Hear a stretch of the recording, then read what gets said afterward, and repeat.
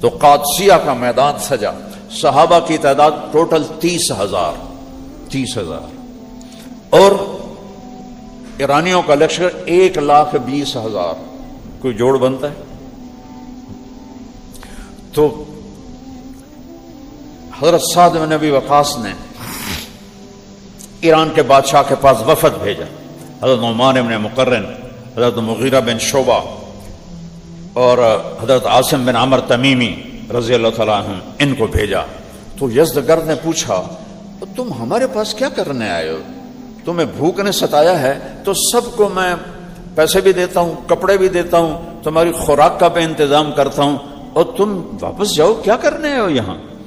تو حضرت نعمان بن مقرن نے کہا کہ اے امیر، یہ بات نہیں ہے، ہم اب وہ عرب نہیں ہیں، ہم ویسے تھے جیسے تم کہہ رہے ہو، روٹی کو محتاج تھے، پانی کو محتاج تھے. اللہ نے ایک نبی بھیجا، اس نے ہمیں ایمان کا راستہ بتایا، اللہ کا پتہ بتایا، اس نے ہمیں حکم دیا کہ ہم دنیا کی قوموں کو جا کر کہیں کہ کلمہ پڑھ لو اور مسلمان ہو جاؤ، اور اگر ایمان نہیں لاتے ہو تو صلح کرو اور ہمیں ہمارے ماتحت ہو کے رہو، اور اگر یہ بھی نہیں کرنا تو پھر تلوار ہمارے تمہارے درمیان فیصلہ کرے گی.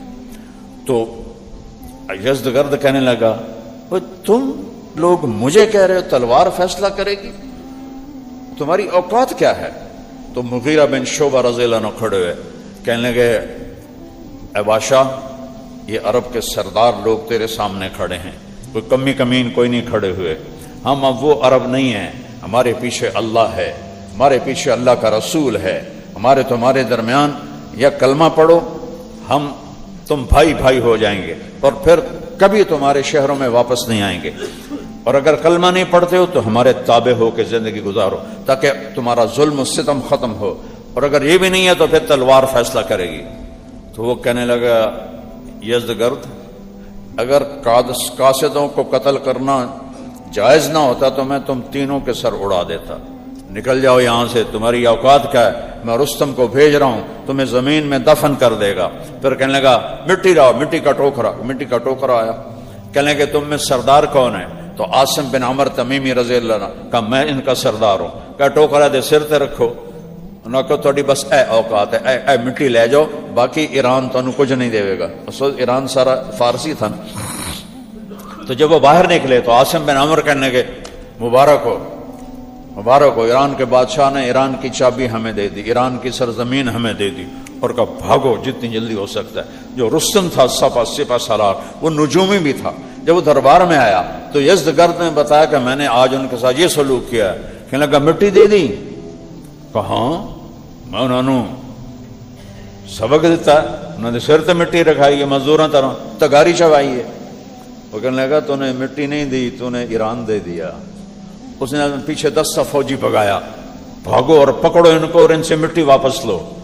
لیکن انہوں نے بھی اس سے فال لے لی تھی کہ یہ اللہ نے ایران کی زمین ہمیں دے دی. انہوں نے اپنے عربی گھوڑوں کو، ایرانی گھوڑے کہاں پہنچ سکتے تھے، انہیں سر پٹ دوڑائے اور جا کر وہاں قادسیہ پہنچ گئے. سعد کے سامنے وہ ٹوکرا رکھا، لو جی امیر صاحب، ایران نے اپنی زمین ہمارے حوالے کر دی. تو رستم کو بھیجا یزدگرد نے 1,20,000 کا لشکر دیکھ کر، اور وہ چونکہ نجومی تھا تو اس کو نظر آ رہا تھا کہ فتح کوئی نہیں ہے.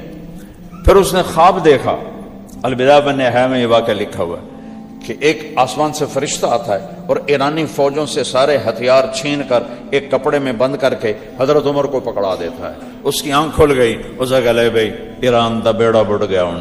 تو اس نے بات کو لمبا کیا، حضرت سعد کو پیغام بھیجا کوئی آدمی بھیجو ہم اس سے بات کریں، مکالمہ کریں. تو آپ نے ربیع بن عامر رضی اللہ تعالیٰ عنہ کو بھیجا.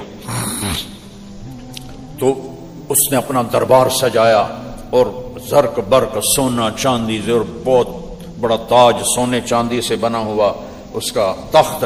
تو حضرت ربیع جو تھے وہ ایک عربی گھوڑے کمزور ہوتے تھے، کمزور سے مراد یہ نہیں یعنی دبلے ہوتے تھے، چونکہ کھانا پینا وافر نہیں ہوتا تھا، لیکن طاقت میں صحرائی گھوڑے جیسے ایک شہری اور ایک پہاڑی کا کوئی مقابلہ نہیں.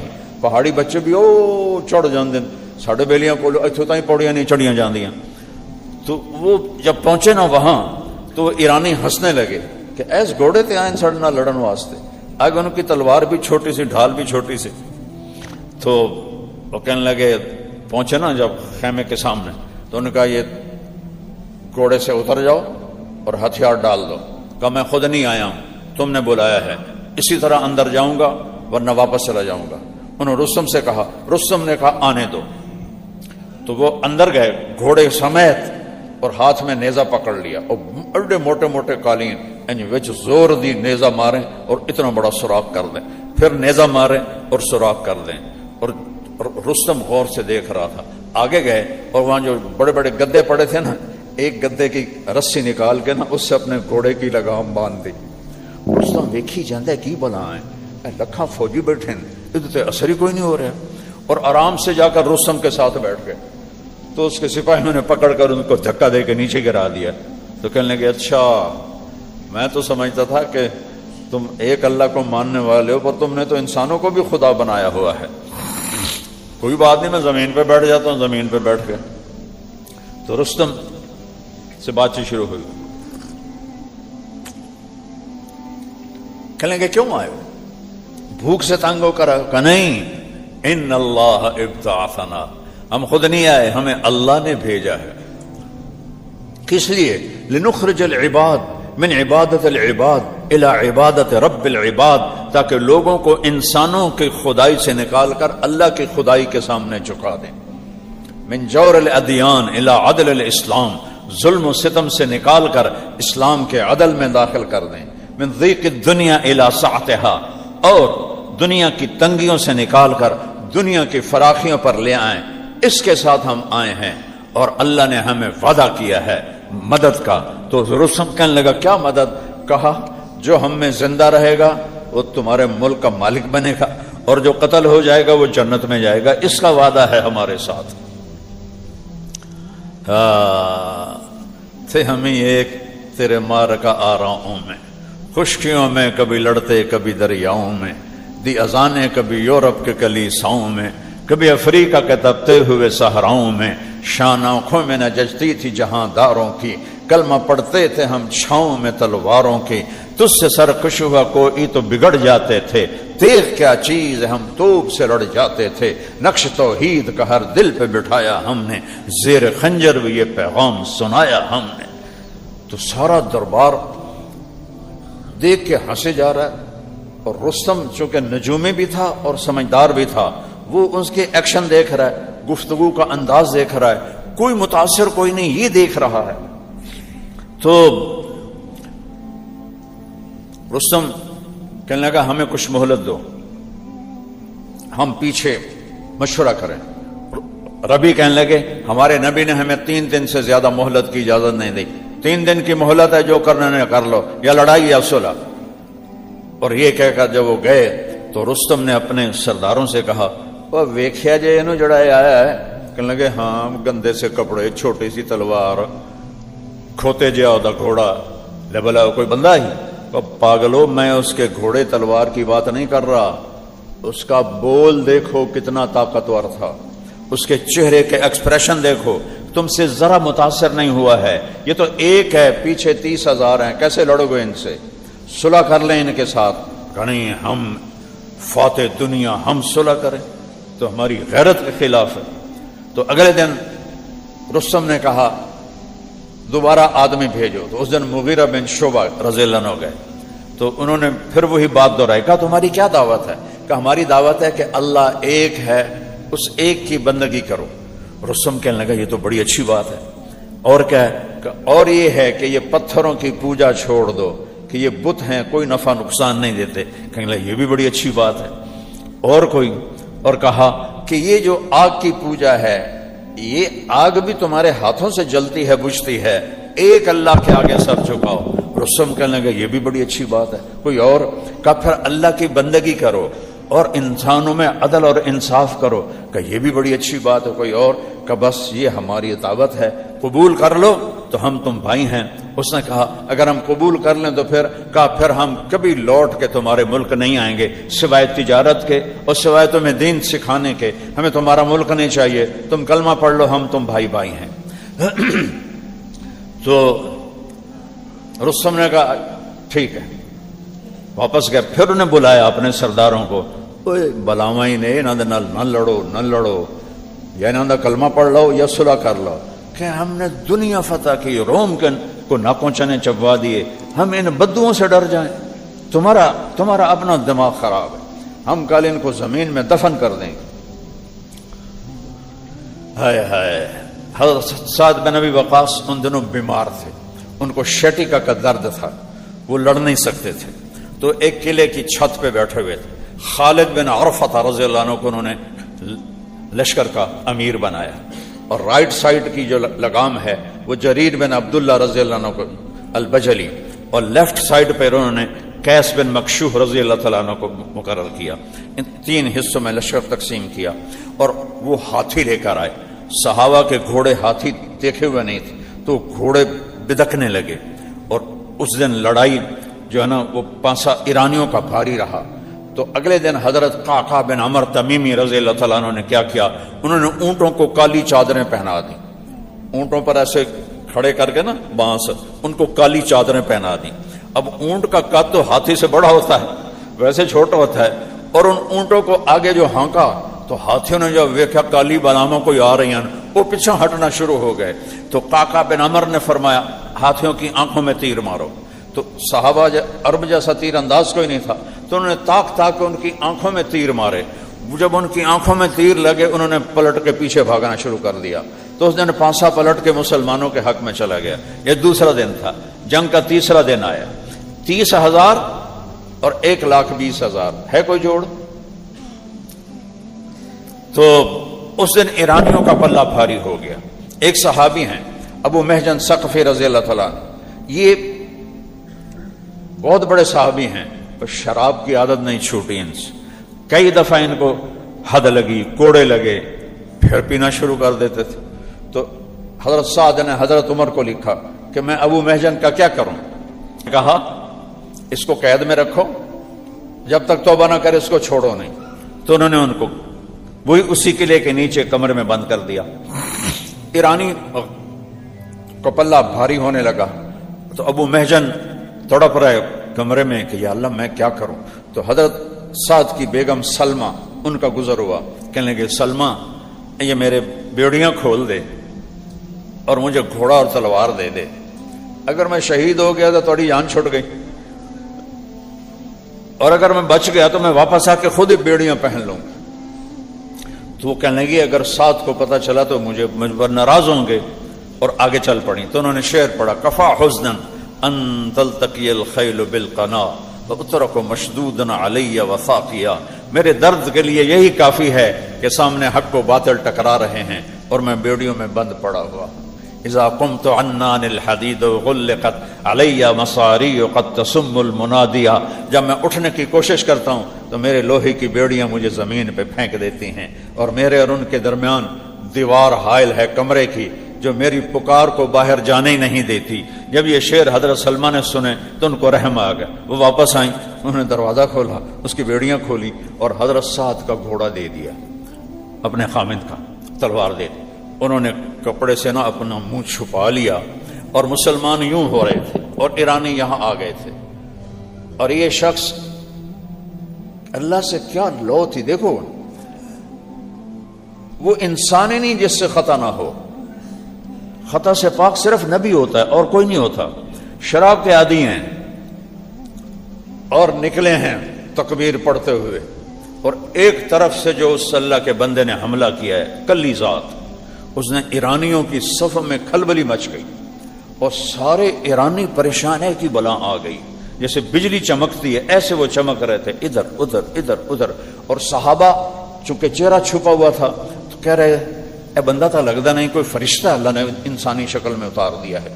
کبھی رائٹ پہ حملہ کرتے، پھر لیفٹ پہ حملہ کرتے، پھر وہاں سے رائٹ پر آتے، پھر وہاں سے لیفٹ پر جاتے۔ ایک جب اللہ ساتھ ہو نا تو وہ ایک نہیں ہوندا، وہ نال دعا اللہ ہوندا ہے۔ کلا ابو محجن ہوندا تا کسے ایرانی دا سر لا دے بنائے، پچھو اللہ کھلوتا ہویا کانڈ تے۔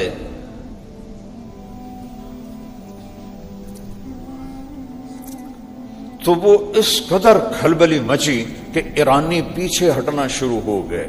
ایک بندے نے ایران کے لشکر کے زور کو توڑ دیا، اور جو ہی ان کا زور ٹوٹا اور وہ پیچھے ہٹے تو انہوں نے اچھا حضرت سعد بن ابی وقاص اوپر بیٹھے ہوئے دیکھ رہے ہیں، کہنے لگے اے کون ہے بندہ، چونکہ چہرہ چھپا ہوا ہے، غور کر کے کہنے لگے اے گھوڑا تو میرا لگتا ہے پر وہ تو استبلج کھلوتا ہے، اور حملے دا انداز ابو محجن دا ہے، وہ جیلج پہ ہے، تو یہ کون ہے؟ تو پریشان ہو کر دیکھ رہے ہیں کہ الجولت جولت فرس، گھوڑے کی جو چھلانگ ہے وہ میرے گھوڑے جیسی ہے، وہ سولت ابی محجن، اور حملے کا انداز ابو محجن کا ہے، وہ قید میں ہے، گھوڑا میرا استبل میں ہے۔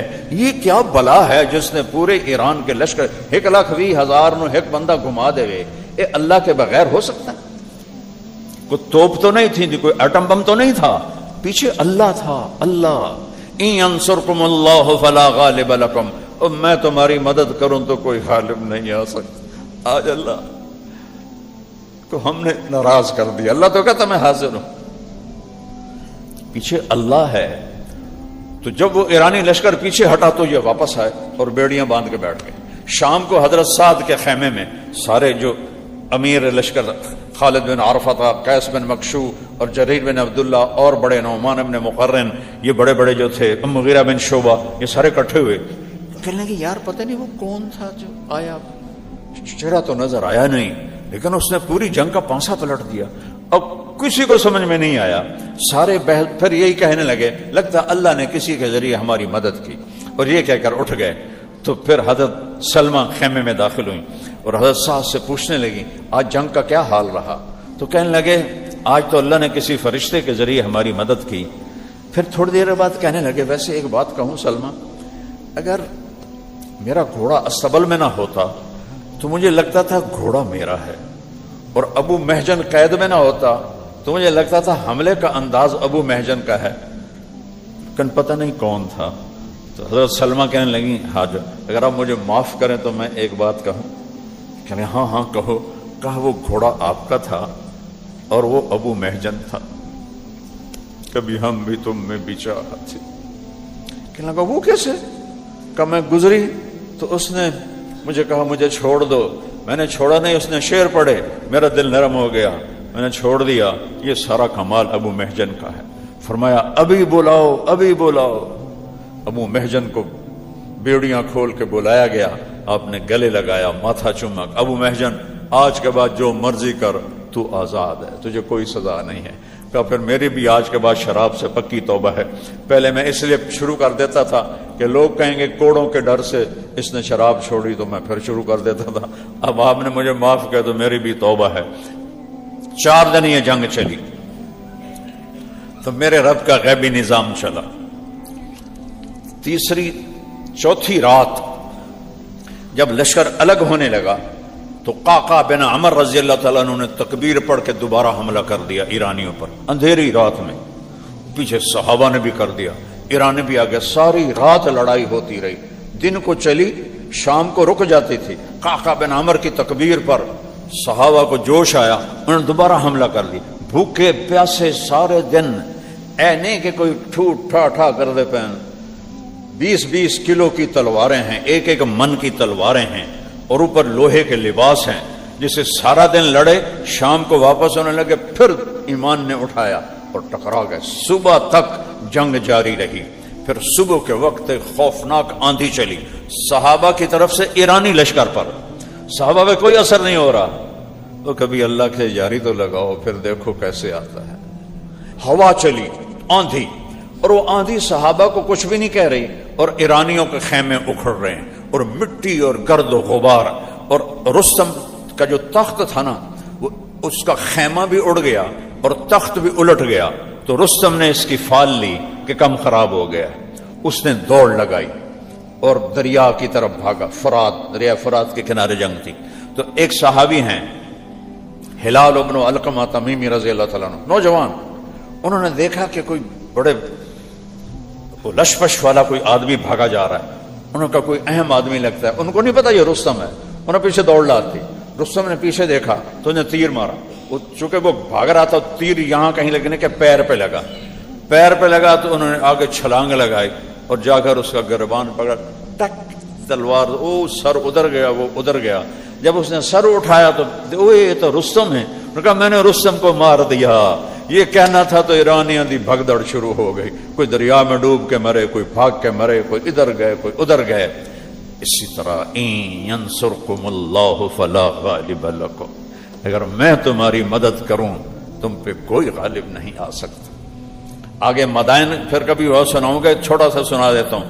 دریا میں دجلہ میں خوفناک طوفان تھا اور عرب کے گھوڑے پانی کے عادی نہیں ہیں۔ حضرت سعد نے فرمایا میں نے دریا پار کرنا ہے، آج ہی کرنا ہے، لہذا سب تیاری کرو۔ کیا؟ سب کہو نستعین باللہ لا حول ولا قوت الا باللہ۔ یہ تیاری ہو رہی ہے۔ اور پہل کون کرے گا؟ تو عاصم بن عمر تمیمی، وہ جو لے کر آئے تھے ٹوکرا، انہوں نے کہا میں تیار ہوں۔ کہ ان کے ساتھ 600 آدمی تیار ہو جاؤ۔ 600 ساتھ کھڑے ہو گئے۔ جب وہ دریا کے کنارے پہنچے تو حضرت عاصم بن عمر نے کہا 60 آدمی پہل کرو، 60 آدمی پہلے اندر جاؤ۔ کون تیار ہے؟ تو حجر بن عدی رضی اللہ عنہ پہلے کھڑے کہ میں تیار ہوں۔ ان کے ساتھ 60 اور ہو گئے۔ تو حجر بن عدی آگے اور 60 پیچھے۔ جب دریا کے کنارے پہنچے تو گھوڑے ڈرنے لگے، کیونکہ دریا میں شور تھا اور طوفان تھا جیسے سیلاب آتا ہے، تو گھوڑے ڈرنے لگے۔ تو جو گھوڑ سوار تھے وہ بھی ذرا گھبرانے لگے۔ تو ذرا سنیا، جب ایسا گل سناؤن واسطے تو تھوڑا جا سنا دیتا ہے، باقی تفصیل کدی بعد سناواں گا۔ تو حجر بن عدی کہنے لگے اوئے اتخافون من هذه النطفہ، اوے نطفے تو ڈر گئے ہو؟ نطفے تو کس کو کہہ رہے ہیں؟ دریائے دجلہ۔ اے ساڈا راوی جڑا ہے یہ اماندہ نہیں، جس لئے سیلاب آ جاوے، دجلہ تو بلا دریا ہے۔ اوے نطفے سے ڈر گئے ہو؟ نطفے سے؟ اتخافون من هذه النطفہ، اس نطفے تو ڈر گئے ہو؟ ما کان لنفس ان تموت الا باذن اللہ کتابا مؤجلا۔ قرآن کی آیت پڑھی، کوئی مر نہیں سکتا جب تک اللہ نہ چاہے۔ کہا اللہ اکبر، اور گھوڑے کو ڈال دیا۔ نطفہ کیا کہہ رہے ہیں؟ نطفہ۔ تو حجر بن عدی نے طوفانی دریا میں چھلانگ لگا دی، پیچھے 60، پیچھے 600، پیچھے 30,000، اور اللہ پہ قربان جاؤں سامنے دریا کے کنارے ایرانی تیر کمانے لے کر کھڑے ہوئے تھے، اور صحابہ ایسے باتیں کرتے جا رہے تھے جیسے زمین پہ چل رہے ہوں۔ جب کسی کا گھوڑا تھک جاتا، دریا چوڑا تھا، تو پانی کے اندر سے خشک زمین کا ٹکڑا نکلتا، وہ اس کے اوپر گھوڑا آرام کرتا اور پھر تیرنا شروع کر دیتا۔ اور یہ ساری لکھی باتیں سنا رہا ہوں، ہوائی نہیں سنا رہا ہوں۔ دریا میں سے زمین کا ٹکڑا خشک باہر آ جاتا، گھوڑا اس پہ سانس لیتا، بچہ لگ گیا۔ پورے لشکر میں 2 واقعے ہوئے، ایک پانی کی موج آئی، ایک صحابی یوں ہوئے، تھوڑا زین تو ہل گئے۔ ان کے ساتھ تھے قعقاع بن عمر، انہوں نے اسے کوہنی ماری اور اس کو پھر سیدھا کر دیا۔ تو سعد بن نبی وقاص دیکھ رہے تھے، کہنے لگے مائیں عاجز ہیں، قعقاع جیسا بچہ پیدا کریں۔ اور ایک صحابی تھے، ان کا جو پیالہ تھا نا رسی سے بندھا ہوا، پانی کی موج سے رسی ٹوٹ گئی، پیالہ ادھر چلا گیا۔ دوسرے نے کہا لگتا تیری نیت بدل گئی ہے، تاں تیرا نقصان ہوا۔ اس کہ اللہ دی قسم ہے میری نیت کوئی نہیں بدلی، یہ ہو ہی نہیں سکتا کہ میرا پیالہ ضائع ہوا۔ یا اللہ، ذرا گل سنا جی، یا اللہ اب میں ہی تینوں ملیا میرا پیالہ کھڑی جاوے۔ کیا کمال کی بات، یا اللہ میں ہی تینوں ملیا میرا پیالہ کھڑی جاوے اور میں قربان جاؤں۔ جب وہ دریا، اب دیکھو نا یہ پانی یہ جا رہا ہے، پیالہ لکڑی کا ہے تو یہ جا رہا ہے، لیکن جب انہوں نے دریا پار کر کے کنارے پہ قدم رکھا تو لکڑی کا پیالہ آگے پڑا ہوا تھا، ان سے پہلے وہاں پڑا ہوا تھا۔ تو حضرت سعد نے حکم دیا کہ ان کو کنارے سے ہٹاؤ، تو انہوں نے دریا سے ہی تیر اندازی شروع کی۔ وہ تو اتنے ڈر گئے، دیو آمنا، وہ انسان نے دیو آ گئے، دیو آ گئے، بھجو بھجو دیو آ گئے۔ ایڈے وڈے دریا نو پار کیتی جاندے، نہ کوئی مردا پیا، نہ کوئی ڈھاندا پیا، نہ کوئی ڈوبدا پیا، اے بلائی ہیں بندے نہیں ہیں، بلائی ہیں بندے نہیں ہیں، بھجو بھجو۔ سارا شہر خالی کر کے بھاگ گئے۔ جب حضرت سعد کا لشکر داخل ہوا، پورا مدائن خالی پڑا تھا، اور نوشیروان کا سفید محل خالی خزانوں سے بھرا ہوا، اور وہ سب خزانے میرے رب نے صحابہ کے قدموں میں ڈال لیے۔ لو ان تصبروا وتتقوا لا يضركم كيدهم شيئا ان اللہ بما يعملون محیط. دو کام تسی کر دیو، ایک صبر تے ایک تقوی، پھر ویکھیا جے میں آمدہ کیویں ہاں. اللہ نے آ کے دکھایا، سارے خزانے اکٹھے ہوئے. ایک جگہ ایک ہرن ایسے پاؤں کر، ہرن کا بت بنا ہوا تھا، اس ہاتھ اس نے ایسے کیا ہوا تھا، اگلا ایسے. تو حضرت سعد رضی اللہ عنہ فرمانے لگے یہ جو ایسے ہاتھ کر رہا ہے مجھے لگتا ہے کوئی اشارہ ہے. اللہ نے جب دینا ہو تو جس طرح وہ اشارہ کر رہا تھا کہا یہاں کھدائی کرو. کھدائی کی تو نیچے سے 100 خزانے نکلے، 100 کمرے خزانوں کے بھرے ہوئے. 400 سال حکومت کی تھی آل ساسان نے، 224 عیسوی سے لے کر 651 عیسوی تک. تو یہ 400 سال کے خزانے اس میں تھے جو اللہ نے وہ اس اشارے کو حضرت سعد سمجھے اور حضرت عمر کے سامنے لا کر ڈھیر کر دیے. اور جب آپ ہمارے نبی جب تشریف لے جا رہے تھے اور سراقہ ہجرت میں، اور سراقہ بن مالک نے پیچھا کیا 2-3 دفعہ اور پھر آخر توبہ کی، تو آپ نے کہا سراقہ آج تو میں نے نہ پڑھنے پیچھے، وہ کیا دن ہوگا جب تجھے ایران کے بادشاہ کے کنگن پہنائے جائیں گے. اور خود مکے والوں سے نکل کے جان بچا کے جا رہے ہیں اور دنیا کی سپر پاور کے بادشاہ کے کنگن کی بشارت ایک بدو کو دے رہے ہیں. اور جب وہ خزانے آئے تو حضرت عمر نے فرمایا کسرا کے کنگن دیکھو. کسرا کے کنگن نکالے گئے کہ سراقہ کو بلاؤ، وہ بیمار تھے، 2 آدمیوں کے سہارے سے آئے، ان کو بلایا اور کہا سراقہ مجھے ابوبکر صدیق بتا کر گئے تھے کہ اللہ کے نبی نے تجھے، چونکہ اس وقت صدیق ساتھ تھے، عمر ساتھ نہیں تھے، کہ تجھے کسرا کے کنگن پہنائے جائیں گے. حضرت عمر نے خود پہنائے کہ یہ لے، آج میرے نبی کی بات سچی ہوگی. پھر چونکہ سراقہ کا قد لمبا تھا کہ وہ کسرا کا لباس بھی لاؤ، وہ لباس لائے، وہ سراقہ کو پہنایا اور کہا ساڈا بادشاہ ہے. اس کو مسجد میں ادھر پھر آیا کہ یہ وہ خزانے ہیں جب لوگوں نے اللہ کی نافرمانی کی تو اللہ نے دوسری قوموں کو مالک کذالک واورثناها قوما آخرین فما بقت علیہم السماء والارض وما كانوا منظرین. اور خالد ابن ولید نے روم کے سردار کو للکار کر کہا تھا میرے ساتھ وہ لوگ ہیں جنہیں موت سے ایسے پیار ہے جیسے تمہیں زندگی سے پیار ہے، جنہیں موت سے ایسے پیار ہے جیسے تمہیں شراب سے پیار ہے. ان میں وہ طلیحہ کہنے لگا یہ کیا بات ہے کہ ہم ہیں بھی زیادہ پھر بھی ہم مر رہے ہیں، شکست ہو رہی، اور وہ تھوڑے سے ہیں اور ہمیں دبا رہے ہیں. تو اس کے سردار نے کہا کہ بات یہ ہے یہ جو سامنے ہے نا ان میں ہر آدمی یہ چاہتا پہلے میں قتل ہو جاواں میرا ساتھی بعد وچ قتل ہوئے، تو ساڈے جو ہر کوئی آندا پہلے ایندا بیڑا بڈھے پیچھے میں جاواں. وہ ہر ایک مرنے کے لیے دوسرے سے پہلے تیار ہے، ہم میں سے ہر ایک دوسرے کو مروانے کے لیے تیار ہے. تو میں نے شکست کیسے دے سکتے ہیں، کیسے دے سکتے ہیں؟ کیا کیا میرے نبی کی باتیں میں بتاؤں، کیسے میرے نبی نے اپنے رب کی تعریف کر کے اپنے صحابہ کے دلوں کو گرمایا اور ان کے اندر ایمان کی طاقت کو بھرا. اور پھر دنیا کی 2 سپر پاور، آج رشیا امریکہ، اس وقت کی 2 سپر پاور فارس اور روم، یہ دونوں ہاتھی کی طرح ٹکراتے تھے. عربوں کو تو وہ انسان ہی نہیں سمجھتے تھے. یہ جو نوشہرہ ہے ہمارے سرحد میں، یہ نوشہرواں ایران کے بادشاہ نے آباد کیا ہے. سرحد تک نوشہروان کی حکومت تھی، کسرا کے پردادے کی حکومت. یہ پورا پاکستان اس کی حکومت میں تھا، ترکستان اس کی حکومت میں تھا، ایران، عراق، شام اس کی حکومت میں تھا. یہ 2 سپر پاور تھی کہ اس وقت میرے نبی نے کہا قولوا لا الہ الا اللہ تفلحوا، لا الہ الا اللہ کہو اور کامیاب ہو جاؤ.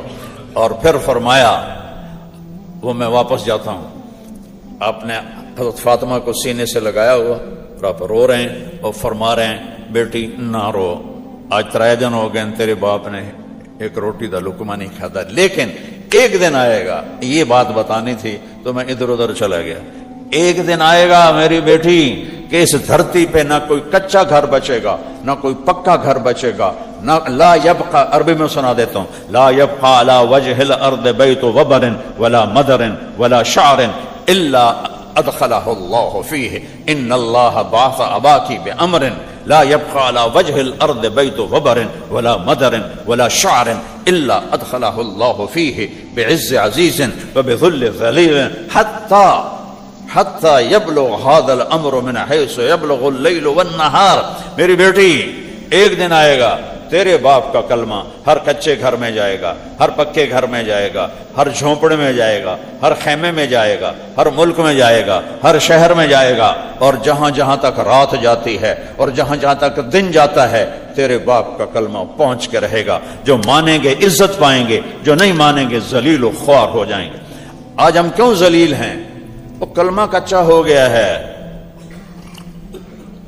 57 ملک ہوں مسلمانوں کے اور ذلیل ہو رہے ہوں، یہود و نصارہ کے پاؤں چاٹ رہے ہوں کہ ہم نے کلمے سے دوستی چھوڑ دی، اللہ سے دوستی چھوڑ دی۔ کبھی ہم بھی تم میں بھی چاہا تھی، کبھی ہم بھی تم میں بھی راہ تھی، کبھی ہم بھی تم بھی تھے آشنا، تمہیں یاد ہو کہ نہ یاد ہو۔ ایک چھوٹی سی قوم جن کو اپنے پاس بٹھانا پسند نہیں کرتے تھے، حضرت عمر کا دور آیا اور آپ نے فرمایا تھا فَلْيُبَلِّغِ الشَّاهِدُ الْغَائِبِ، میرا پیغام پہنچانا۔ میرے نبی نے صحابہ کو بھیجا، ملک نہیں فتح کرنے، پیغام حق سنانا ہے، اللہ کا کلمہ سنانا ہے، اللہ کا دین پہنچانا ہے۔ تو اللہ ان کے ساتھ ہے، اللہ کی مدد ان کے ساتھ ہے۔ ملک شام میں حضرت صدیق کے دور میں پہلا لشکر داخل ہوا، حضرت عامر بن عاص کا 8000 کا لشکر، اور سامنے جرجیس رومی سردار 1,00,000 کا لشکر۔ 8000 تے 1,00,000 کوئی جوڑ بنتا ہے؟ دسو بھائی، کوئی جوڑ بنتا ہے؟ اچانک حملہ کیا رومیوں نے اور 8000 کو ایسے گھیر لیا، چاروں طرف سے راستہ بند کر دیا۔ تو اس میں ایک صحابی ہیں واصلہ بن اسقا، وہ فرماتے ہیں کہ جب ہم نے دیکھا کہ ہم گھر گئے ہیں تو ہم نے کہا آج قبریں یہیں بنیں گی، ہاں ہونا الماشر، آج ہم میں ایک بھی زندہ نہیں بچے گا اور ہماری قبریں یہیں بنیں گی۔ تو عربوں کی عادت تھی عین جنگ میں شعر پڑھتے تھے، اس کو رجز کہتے ہیں، الگ قسم ہے اشعار کی۔ لیکن حضرت واصلہ فرماتے ہیں کہ اتنا خوف تھا اور اتنی شدت کا پریشر تھا کہ ہمیں شعر و شاعری بھول گئی۔ سارا مجمع صحابہ کا ایک لفظ بول رہا تھا، یا رب محمد انصر امت محمد، اے رب محمد امت محمد کی مدد فرما۔ وہ امت تھے، وہ ان کا رب تھا۔ ہم امت تو ہیں لیکن امت ہی نہیں رہے، تو رب نے بھی کہا پھر دوستی تو نہیں ہوگی، دوستی تو ہوگی جب مجھے محمد ہی بن کے دکھاؤ گے۔ کہنے کے سب ایک بول رہے تھے، یا رب محمد انصر امت محمد، اے رب محمد امت محمد کی مدد فرما۔ 8000 1,00,000 کوئی جوڑ بنتا ہے؟ ادھے پونے گھنٹے چونا سارے نو ذبح کر دے منا ہے۔ حضرت عبداللہ بن عمر، حضرت عمر کے بیٹے بھی اس لشکر میں شامل ہیں، فرماتے ہیں جب دن ڈھلا، سورج ڈھلا، تو ہم سب کی نظریں بار بار آسمان کی طرف اٹھتی تھیں۔ تو میں نے آسمان کی طرف دیکھا تو میں نے آنکھوں سے دیکھا کہ آسمان ایسے پھٹا اور اس میں سے سفید گھوڑے، نکرے گھوڑے نکلے، اور اس پر گھوڑ سوار سفید پگڑیاں اور ہاتھوں میں لمبے لمبے نیزے، اور ان کے آگے ایک گھوڑ سوار سفید گھوڑے پر، سفید پگڑی پر، اور اپنے نیزے کو ایسے لہراتا ہوا کہہ رہا ہے ابشروا یا امت محمد فقد اتاکم اللہ بالنصر، اے امت محمد مبارک ہو، تمہارا رب تمہاری مدد کو آ گیا۔ کہ وہ یوں آئے ہیں اور ہمارے اوپر آ کر غائب ہو گئے، اور آدھا گھنٹہ نہیں گزرا کہ رومی میدان چھوڑ کے بھاگ رہے تھے۔ کیا ہوا؟ اوپر سے تار جڑا ہوا ہے،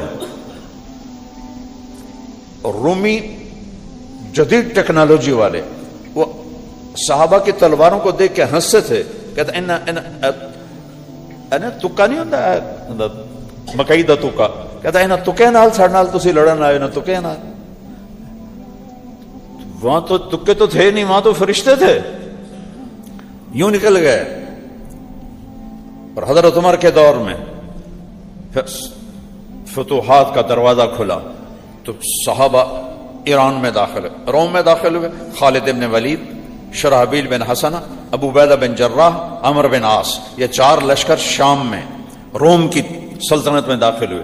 2 لشکر خالد بن ولید، عیاض بن غنم، یہ عراق میں ایران میں داخل ہوئے. پھر آپ نے خالد بن ولید کو بلا کر شام بھیج دیا. یرموک کی لڑائی سر پر تھی حضرت ابوبکر صدیق نے، اور سعد بن ابی وقاص کو ایران میں صحابہ کے لشکر کا امیر بنا دیا. اور یہ وہاں یرموک، یہاں قادسیہ. ایک حدیث سے یاد آ گئی، یوشک الامم ان تداعى علیکم کما تداعى الآکلۃ الی قصعتها. ایک وقت آئے گا قومیں تمہیں ایسے تقسیم کریں گی جیسے دسترخوان پہ کھانا تقسیم ہوتا ہے. اے ذرا بوٹی لے لو، اے روٹی لے لو، اے شورا لے لو، ایسے تقسیم کریں گے. تو صحابہ نے کہا یا رسول اللہ او من قلۃ نحن یومئذ، ہم تھوڑے ہوں گے؟ کہا نہیں، انتم یومئذ کثیر، تم بہت زیادہ ہوگے، 57 ملک. ولکنکم غثاء، ان کا غثاء السیل، تم ایسے ہوگے جیسے پانی کے اوپر جھاگ ہوتی ہے، طوفانی پانی. ابھی آیا تھا نا سیلاب، یہاں راوی میں بھی، اوپر جھاگ چل رہی ہے اور تن کے لکڑیاں چل رہی ہیں. کہ تم ایسے ہوگے پانی کے بہاؤ کے سامنے، تم بلبلوں کی طرح ہوں گے. وَلَيَنزِعَنَّ اللَّهُ مِن صُدُورِ عَدُوِّكُمُ الْمَهَابَةَ مِنكُمْ، اللہ دشمن کا روب تمہارے دلوں سے نکال دے گا. وَلَا يَقْذِفَنَّ فِي قُلُوبِكُمُ الْوَهْنَ، تمہارے دلوں میں وہن ڈال دے گا. صحابہ نے پوچھا یا رسول اللہ وہن کیا ہے؟ آپ نے کہا دنیا سے محبت کرو گے، موت سے نفرت کرو گے. حب الدنیا وکراہیت الموت. اور کبھی اللہ تعالیٰ اہل حق کو اونچا کرے گا، کبھی اہل باطل اونچے ہو جائیں گے. یہ میرے رب کا نظام ہے، اور اس کے پیچھے اللہ تعالیٰ کا فلسفہ ہے کہ جب وَلَوْ أَنَّ أَهْلَ الْقُرَىٰ آمَنُوا وَاتَّقَوْا لَفَتَحْنَا عَلَيْهِمْ بَرَكَاتٍ مِّنَ السَّمَاءِ وَالْأَرْضِ. اگر پاکستان والے، چونکہ ہم پاکستان میں بیٹھے ہیں، اللہ نے کسی ملک کا نام نہیں لیا، میں پاکستان کا نام لے رہا ہوں کہ ہم یہاں بیٹھے ہوئے ہیں. اگر دنیا کے لوگ کہہ دو چلو پاکستان والے آمنوا واتقوا، ایمان مضبوط کر لیں اور تقوی اختیار کر لیں. تقوی کیا ہے؟ گناہوں سے بچنا. تقوی یہ نہیں لمبے لمبے سجدے کرنے، سارا سال روزے رکھنے. تقوی ہے گناہ چھوڑ دے. گناہ چند ہیں، کبیرہ گناہ 20-25 ہیں، 30 ہو جاؤں گے زیادہ. 30 باتیں چھوڑ کے ہمیشہ کی جنت بن جائے گی. تو اللہ تعالیٰ کہتا ہے اگر یہ تو لمبے والے، چلو تو لمبے کا نام لے دیں، اگر یہ تو لمبے والے تقوی اختیار کریں اور ایمان لے آئیں، لفتحنا علیہم برکات من السماء والارض، ہم ان پر زمین اور آسمان کی برکتوں کے دروازے کھول دیں. ولکن کذبوا، لیکن وہ الٹے ہو گئے. بجائے اس کے کہ میرے سامنے جھکتے آکڑ گئے، آپے ویکھی جاسی. ولکن کذبوا، انہوں نے جھٹلایا نبیوں کو بھی، میرے قرآن کو اور میرے رسول کی لائی ہوئی زندگی کو. تو پھر ہم نے ان کو پکڑا اور ان پر اپنے عذاب کی مختلف شکلوں کو قائم کیا. الم تر کیف فعل ربک بعاد ارم ذات العماد التی لم یخلق مثلها فی البلاد. ارے غور کیوں نہیں کرتے ہو؟ وہ جو یمن کے پاس ایک قوم تھی، ستونوں کی طرح ان کے قد تھے، 50 فٹ ان کے قد تھے، بیمار نہیں ہوتے تھے، بوڑھے نہیں ہوتے تھے، بال سفید نہیں ہوتے تھے، 500-600 سال ان کی اوسط عمر ہوتی تھی. لم یخلق مثلها فی البلاد، ان جیسا ہم نے پیدا ہی کوئی نہیں کیا.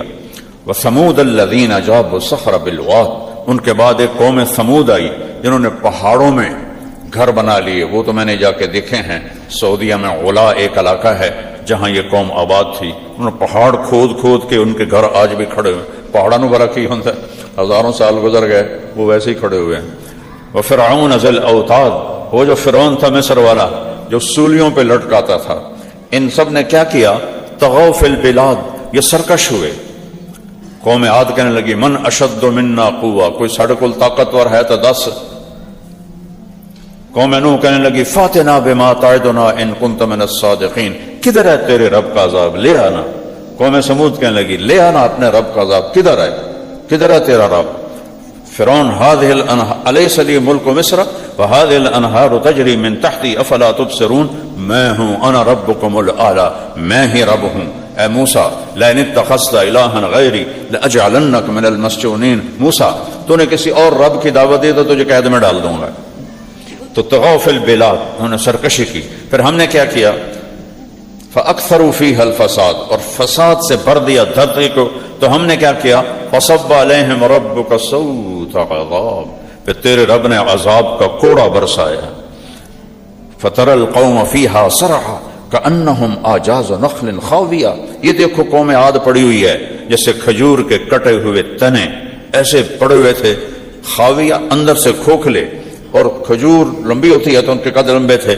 اور فانظر کیف کان عاقبۃ مکرہم انا دمرناہم وقومہم اجمعین، یہ دیکھو قوم سمود کے ساتھ ہم نے کیا کیا کہ ان کے گھروں کو تباہ و برباد کر دیا. اور فرعون فاخذناہ وجنودہ فنبذناہم فی الیم، یہ دیکھو فرعون اور اس کا لشکر میں نے اٹھا کے سمندر میں ڈال دی. یم گہرے پانی کو کہتے ہیں، میں نے انہیں گہرے سمندر میں پھینک دیا. قوم نوح ففتحنا ابواب السماء بماء منہمر وفجرنا الارض عیونا فالتقى الماء على امر قد قدر وحملناه على ذات الواح ودسر تجری باعیننا جزاء لمن کان کفر. میرے رب نے کہا قوم نوح پر ہم نے آسمان سے پانی برسایا اور زمین کے ایک ایک رومے کو چشمہ بنا دیا. پوری زمین چشمہ بن گئی. زمین سے پانی نکل رہا تھا، ابل رہا تھا، آسمان سے پانی گر رہا تھا. زمین آسمان کے پانی کو اللہ نے ملا دیا اور نور علیہ السلام کے بیٹے کو بھی نہیں چھوڑا. وہ کافر تھا، انہوں نے کہا لا تکن مع الکافرین، او بیٹا ادھر کشتی پہ آ جا. سآوی الی جبل، بڑا پہاڑ ہے میں چڑھ جاؤں گا، میں نے کچھ نہیں ہوئے گا. فحال بینہم الموج فکان من المغرقین، ایک پانی کی موج آئی اور ہر شے کو بہا کے زیر و زبر اور زیرو کر دیا. یہ میرے رب کا نظام چلا کہ جب کوئی قوم نافرمان ہوتی تھی میرے رب کی طرف سے نبی آتے تھے، رسول آتے تھے، وہ انکار کرتے تھے، اللہ کا عذاب ڈائریکٹ آتا تھا. جب اللہ نے تورات کو اتارا تو ڈائریکٹ عذاب اللہ نے اٹھا دیا اور نبیوں کو میدان میں کھڑا کیا. اول من قاتل یوشع، موسیٰ علیہ السلام تک کسی نبی نے جہاد نہیں کیا کیونکہ ڈائریکٹ عذاب آتا تھا. سب سے پہلے نبی جنہوں نے جہاد کیا وہ یوشع علیہ السلام ہیں. موسیٰ علیہ السلام کی وفات کے بعد جنہوں نے تلوار اٹھائی وہ یوشع علیہ السلام. پھر داؤد علیہ السلام جو جالوت کے مقابلے میں آئے، اور پھر سب سے آخر میں ہمارے نبی نے تلوار اٹھائی. بعثت بالسیف، میں تلوار کے ساتھ بھیجا گیا ہوں. الی کافۃ الناس بشیرا ونذیرا، مجھے اللہ کا پیغام سنانا ہے. اور ایک دفعہ حضرت فاطمہ بیمار تھی تو ان کا حال پوچھنے تشریف لے گئے. تو ساتھ ایک صحابی ہیں عمران بن حسین، تو فرمایا بیٹی اندر آؤں، میرے ساتھ عمران بھی ہیں. تو حضرت فاطمہ علیہ السلام نے عرض کی یا رسول اللہ میرے گھر میں کوئی بڑی چادر کوئی نہیں جس سے میں پردہ کر سکوں. یہ کون ہے؟ جنت کی عورتوں کی سردار اور جنت کے سرداروں کی ماں اور علی. من کنت مولاہ فعلی مولاہ، ان کی بیگم اور رسول پاک کی بیٹی، اور کہہ رہی میرے گھر میں چادر کوئی نہیں، پردہ کس سے کروں؟ آپ نے اپنی چادر اتاری کندھے سے، کہا بیٹی یہ لپیٹ لو. بیٹی آپ اندر گئے، عمران بھی گئے. کیا ہوا؟ تو ان کے باپ کے سینے پر سر رکھ کے رونے لگیں. یا رسول اللہ پہلے بھوک تھی، روٹی کوئی نہیں تھی، اب بیماری ہے، دوا کوئی نہیں ہے. تو آپ نے ایسے اپنے دونوں باہوں میں اپنی بیٹی کو لے لیا اور ان کے سر پہ بوسہ دیا اور آپ کے بھی آنسو نکلنے لگے. جو طائف میں پتھر کھا کے نہیں رویا، بیٹی کے آنسو نے رلا دیا. باپ بھی تو ہیں. فرمایا ہوینی علیک یا بنیت، بیٹی غم نہ کر. والذی بعث اباکی بالحق، اس ذات کی قسم جس نے تیرے باپ کو نبی برحق بنایا ہے، آج 3 دن گزر چکے ہیں میں نے روٹی کا ایک لقمہ نہیں کھایا. 3 دن، اسی تو ایک ڈنگ نہیں برداشت کر سکنے ہیں. 3 دن گزر چکے ہیں. کون ہیں؟ والنجم اذا ہوا ما ضل صاحبکم وما غوا وما ينطق عن الهوى ان هو الا وحی یوحى علمه شدید القوى ذو مرة فاستوى وهو الافق الاعلى ثم دنا فتدلى فكان قاب قوسين او ادنى. یہ وہ ہستی ہے کہ 3 دن گزر گئے بیٹی، ایک لقمہ میرے پیٹ میں نہیں گیا. والضحى واللیل اذا سجا ما ودعك ربك وما قلى وللآخرة خير لك من الأولى ولسوف يعطيك ربك فترضى ألم نشرح لك صدرك ووضعنا عنك وزرك الذي أنقض ظهرك ورفعنا لك ذكرك إنا أعطيناك الكوثر فصل لربك وانحر إن شانئك هو الأبتر تبارك الذي نزل الفرقان على عبده ليكون للعالمين نذيرا يا أيها النبي إنا أرسلناك شاهدا ومبشرا ونذيرا وداعيا إلى الله بإذنه وسراجا منيرا فلا وربك لا يؤمنون حتى يحكموك فيما شجر بينهم. یہ سارا قرآن میرے نبی کی نعت خوانی کر رہا ہے. یہ ہمارے نعت خوان بھی نعتیں پڑھتے ہیں, اللہ ان کو ہدایت دے, یہ سارے گانوں کی طرزوں پہ نعتیں پڑھتے ہیں. اب میں کالج سکول میں تھا گلوکار, مجھے سینکڑوں گانے اب بھی یاد ہیں, نام مراد تو بھولتے ہی نہیں. تو جب وہ 60 اور 70 کی دہائی کے گانوں کی نقل پہ نعت پڑھتے ہیں تو فوراً میرے اندر دھن بجنے لگ جاتے. میں کہتا نام مراد ہو گانے دی نقل پڑھتا پہ. تو یہ تو بیچارے روٹی کے پیچھے نعت خوانیاں کر رہے ہیں, وہ بھی گانوں. اور پڑھو نعت, اللہ بندوں کی طرح تو پڑھو, گانوں کی طرز پہ پڑھ کے اپنے نبی کی عزت کر رہے ہو یا رسوا کر رہے ہو. میں نے آپ کو قرآن سے اللہ کی نعت خوانی سنائی ہے. میرا رب یا ایھا المزمل قم اللیل الا قلیلا نصفه او انقص منه قلیلا او زد علیہ ورتل القرآن ترتیلا انا سنلقی علیک قولا ثقیلا یا ایھا المدثر قم فانذر وربك فكبر وثيابك فطهر والرجز فاهجر ولا تمنن تستكثر ولربك فاصبر يا ايها النبي انا ارسلناك شاهدا ومبشرا ونذيرا وداعيا الى الله باذنه وسراجا منيرا لقد جاءكم رسول من انفسكم عزيز عليه ما عنتم حريص عليكم بالمؤمنين رؤوف رحيم وما ارسلناك الا رحمة للعالمين وما ارسلناك الا كافة للناس بشيرا ونذيرا يا ايها الناس اني رسول الله اليكم جميعا. یہ رب ہو کر اپنے حبیب کی نعت خوانی کر رہا ہے. یہ قرآن کی میں ترجمہ نہیں کرتا ہوں, مفہوم بتا دیتا ہوں کہ یہ ساری نعت خوانی ہے کہ میرا رب کیا بیان کر رہا ہے. اللہ کی قسم کوئی مائی کا لال جمع ہی کوئی نہیں کہ میرے نبی کے جو میرے رب نے نعت کی بیان کی ہے اس کو صحیح پیش کر سکتا. قرآن کو کون پیش کر سکتا؟ میرے رب جس نے بنایا, جس کے وہ بندے عبدہ و رسولہ سبحان الذی اسری بعبدہ, میرا بندہ.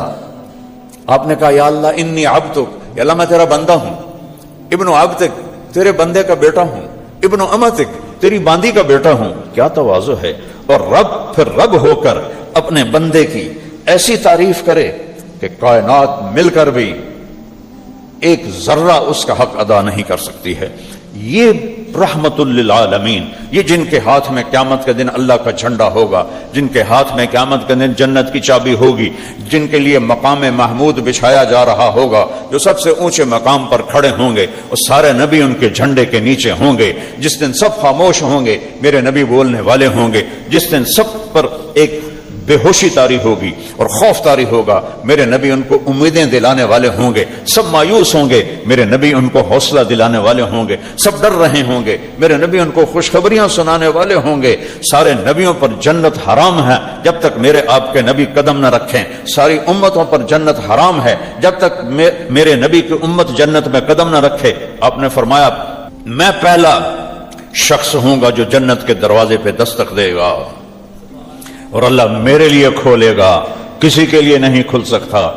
اتنا بڑے رسول, آدم تک جس کی پیڑھی کو اللہ نے محفوظ کر دیا, محمد بن عبداللہ بن عبد المطلب بن ہاشم بن عبد مناف بن قصی بن کلاب بن مرہ بن کعب بن لبی بن غالب بن فہر بن مالک بن نضر بن کنانہ بن خزیمہ بن مدرک بن الیاس بن مضر بن نزار بن معد بن عدنان بن اود بن حمیسہ بن سلامان بن عوز بن بوز بن قموال بن ابی بن عوام بن ناشد بن حزا بن بلداس بن یدلاف بن طابخ بن جاہم بن ناحش بن ماقی بن عیفی بن عبقر بن عبید بن الدعاء بن حمدان بن سنبر بن یثربی بن یحزن بن یلحن بن عروہ بن عیدی بن زیشان بن عیسر بن اقناد بن ایہام بن مقصر بن ناحث بن زارع بن سمی بن مزی بن عوض بن عرام بن قیدار بن اسماعیل بن ابراہیم بن آذر بن ناحور بن سروج بن رعود بن فائج بن عابر بن ارفخشاد بن سام بن نوح بن لامک بن متوشال بن ادریس بن یرد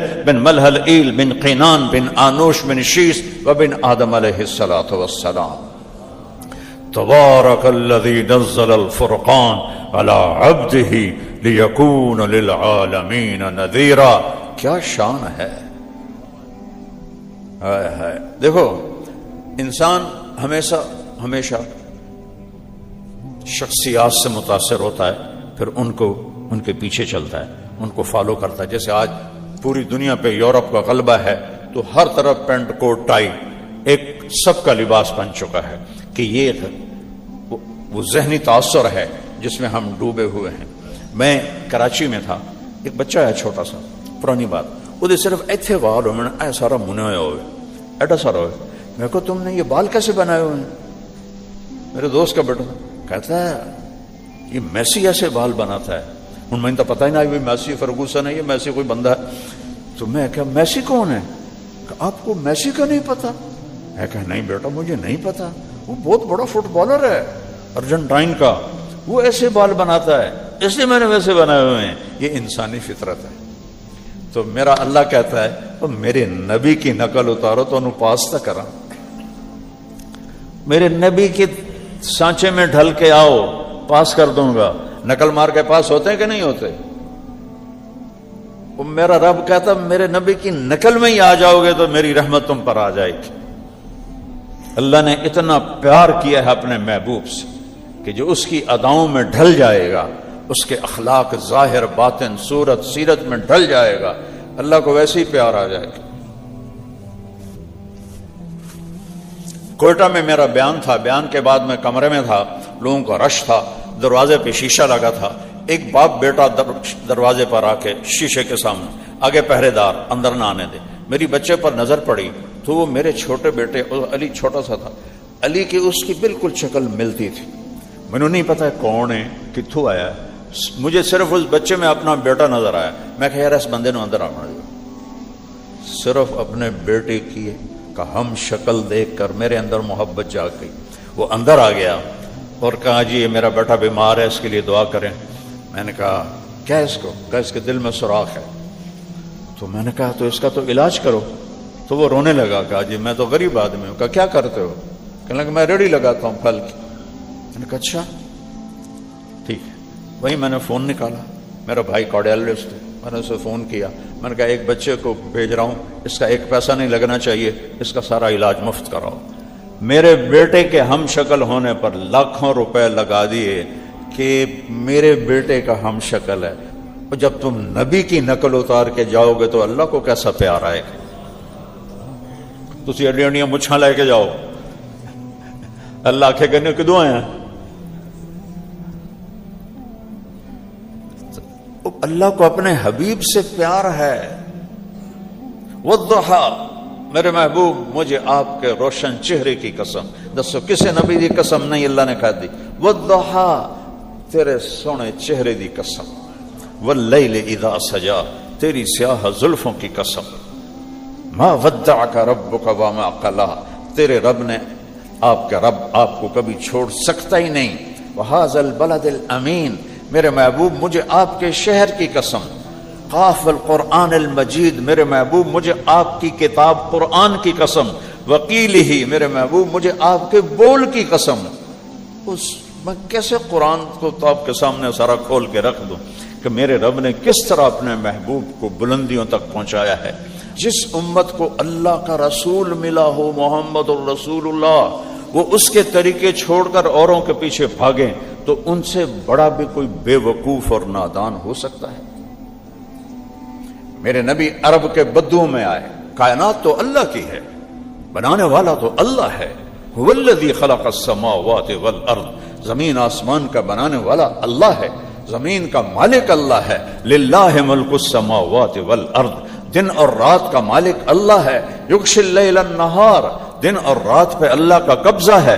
قل ارأیتم من جعل اللہ علیکم اللیل سرمدا، مجھے بتاؤ میں رات کو کھڑا کر دوں دن کو نکلنے نہ دوں. من الہ غیر اللہ یاتیکم بضیاء، لے آؤ اپنے خداوانوں کہ رات تا لے جاتے دیں کڑ دے. اللہ کہتا ہے میرے سوا کوئی رات کو دور نہ کرے گا, کوئی دن کو لانے والا نہیں ہے. قل ارأیتم ان جعل اللہ علیکم النہار سرمد, اسی سورج کو یہاں کھڑا کر دوں اور اسے جانے نہ دوں. من الہ غیر اللہ یاتیکم بضیاء, کون ہے جو سورج کو ڈبوئے رات کو لائے؟ کون ہے جو رات کو لے جائے اور سورج کو لائے؟ کون ہے جو سورج کو لے جائے اور رات کو لائے؟ کون ہے جو گرمی کو لا رہا ہے؟ اب سردی کو لا کے دکھاؤ. کون ہے جو گرمی کو لے جا رہا ہے؟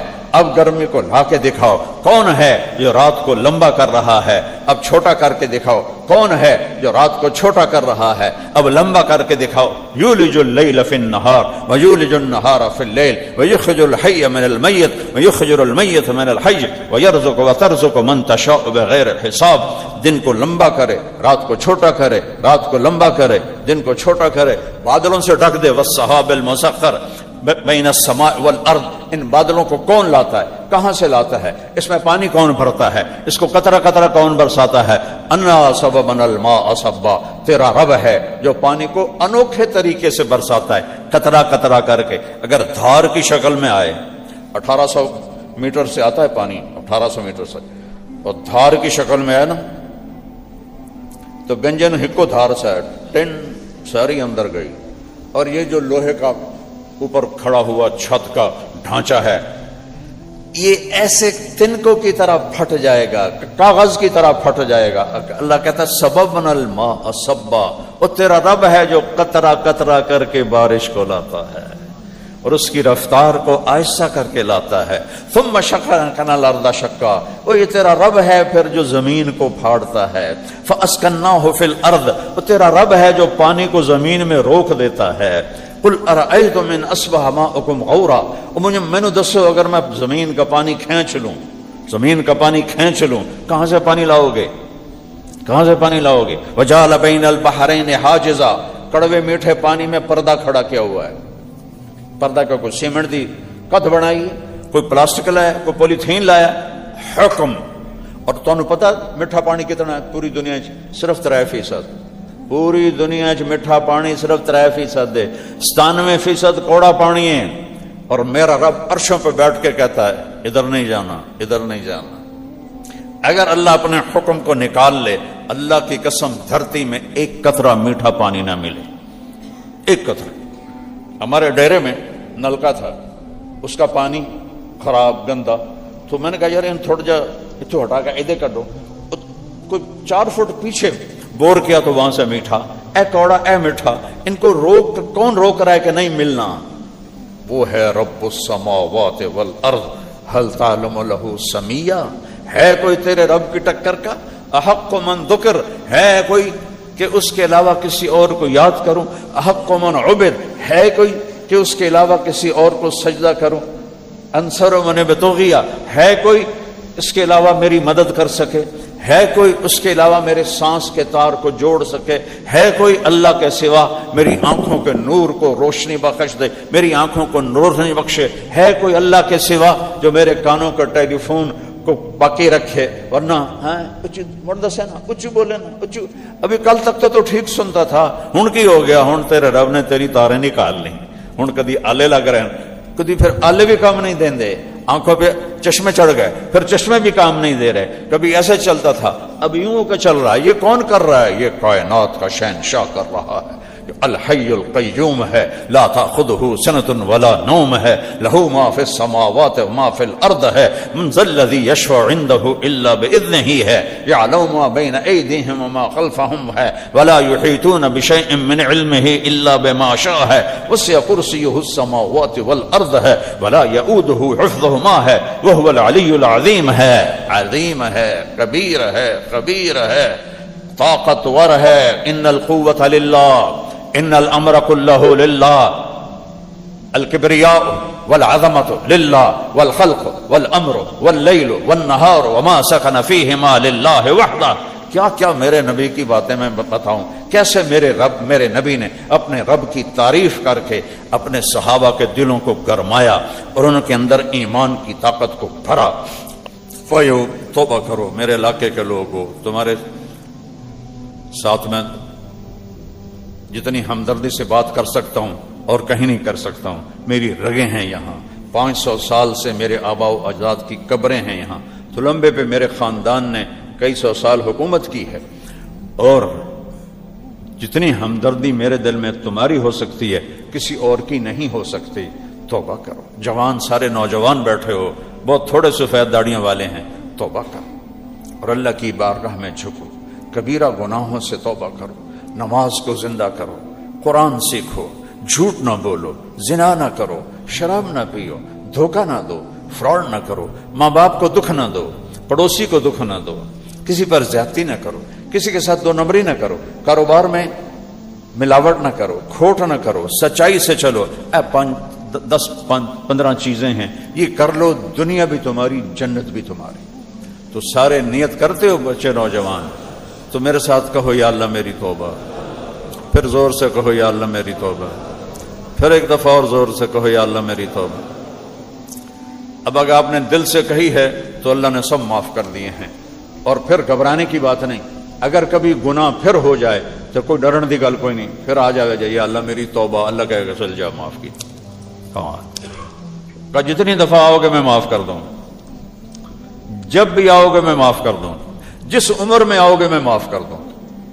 کوئی بڑھاپے جوانی کی قید کوئی نہیں ہے، بڑھاپے میں معافی مانگو، جوانی میں مانگو، صحت میں مانگو، بیماری میں مانگو، اللہ کہتا ہے ایک باری معافی مانگو میں معاف کر دیں۔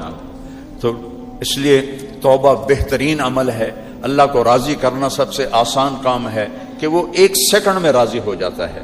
پھر کبھی کوئی گڑبڑ ہو جائے، پھر کوئی اللہ میری توبہ، اللہ کہے گا چل جا، پھر معاف کر دیتا ہے۔ میرے نبی نے فرمایا جو دن میں 100 دفعہ توبہ توڑے، 100 دفعہ مثال دی، اور ہر دفعہ توبہ کر لے تو اللہ ہر دفعہ خوشی سے معاف کر دیتا۔ اپنا پتر بھی 3-4 باری ہیٹ ہوتے ہوئے نا تو بندہ 2-4 لاکھ یا دفعہ نکل جا میرے گھر۔ اور میرا نبی کہہ رہا وہ دن میں 100 دفعہ تم توبہ توڑو اور 100 دفعہ آ کے کہہ دو یا اللہ معافی، تو اللہ اتنی ہی خوشی سے معاف کرتا ہے جتنا پہلی دفعہ معاف کیا تھا۔ اب بتاؤ کیسا اللہ ہے میرا آپ، کیسا کریم اللہ ہے، اور اللہ کو اپنے بندے کی توبہ سے بے حد خوشی ہوتی ہے۔ نیت کر دو نا سارے بھائی۔